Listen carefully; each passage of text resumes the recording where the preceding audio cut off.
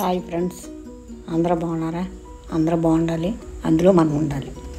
వినాయక చవితి సందర్భంగా మా పెరట్లో ఉన్న బంకమట్టితో మా బాబు వినాయకుడి ప్రతిమను చక్కగా చేశాడు. దాని కళ్ళు, కొమ్ములు అన్నీ పెట్టాడు, జన్యం కూడా పెట్టాడు, అలాగే కిరీటం కూడా పెట్టాడు. చాలా బాగా చేశాడు, చాలా బాగుంది. పూజకి అన్నీ సిద్ధం చేసుకున్నాము. పాలవల్లి కట్టుకుంటానికి రెడీ చేసాము. అలాగే వినాయకుడి ప్రతిమను పెట్టడానికి వెండి ప్లేట్లో తమలపాకులు పెట్టి వాటికి గంధము, కుంకుమ, బొట్లు పెట్టి 3 దోసిళ్ళు బియ్యం పోసి వినాయకుడి వారి ప్రతిమకి బొట్లు పెట్టి వినాయకుడిని స్థాపించడానికి అన్నీ రెడీ చేసుకున్నాను.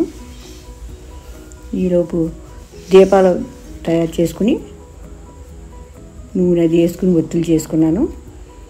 బియ్యం పోసి పళ్ళులో వినాయక ప్రతిమని ప్రతిష్ఠించి పూజ మొదలు పెట్టడానికి కొబ్బరికాయలు, అరటిపళ్ళు, అలాగే పత్రి, పువ్వులు, పళ్ళు, కాయలు అన్నీ సిద్ధం చేసుకున్నాము. ఈ వినాయక వ్రతం చేసుకోవటానికి పిల్లలు చాలా ఆనందపడతారు. అలాగే వాళ్ళ బుక్స్, పెన్నులు, పుస్తకాలు అన్నీ కూడా వినాయకుడి దగ్గర పసుపు రాసి కుంకుమ బొట్లు పెట్టి పెడతాము. అలాగే వినాయకుడిని మేము 3 రోజులు కూడా మేము ఇంట్లో అట్లా ఉంచేస్తాము, కదపము. 3వ రోజున గంగలో కలుపుతాము. ఇప్పుడు పాలవల్లి రెడీ అయింది. వినాయకుడి వారిని ప్రతిష్ఠించాము. దీపాలు 3 ఒత్తులు చొప్పున ప్రమిదలు వేసుకుని నెయ్యి కానీ నువ్వుల నూనె కానీ వేసుకుని దీపారాధన చేసుకోవాలి. ఇంకా తాంబూలం వినాయకుల వారికి తమలపాకులు, ఒక్కపొడి, అరటిపళ్ళు, చిల్లరకాయలు పెట్టుకోవాలి.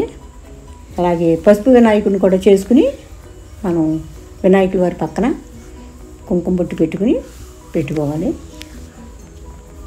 మా పెరట్లో పూసిన పువ్వులు ఉన్నాయండి.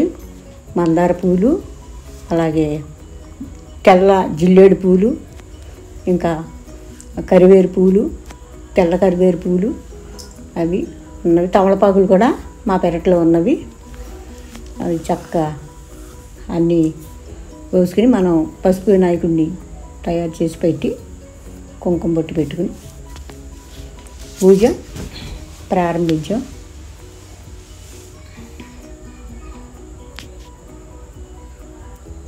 కైవత్తులని కొబ్బరి పొలాలతోటి కైవత్తులు చేసుకుని మనిషికి 2 చొప్పున కొంచెం దూది పెట్టి అవి నూనెలో నానబెట్టుకోవాలి.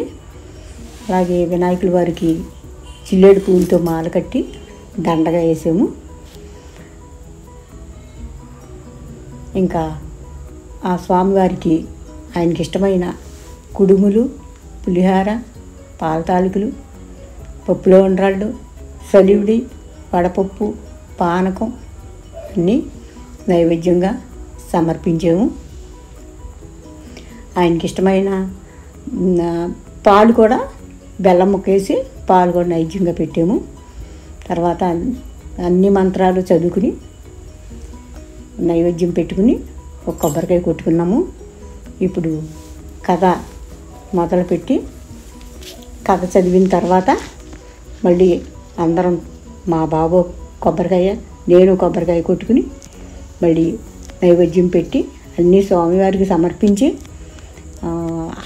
అగరబత్తి, హారతి ఇచ్చి, అలాగే ధూపం చూపించి, అలాగే సాంబ్రాణి కడ్డీతో పొగ కూడా చూపించి స్వామివారికి హారతి ఇచ్చాము.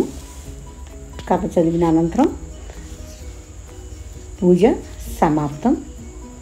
Please subscribe. అంతేనా?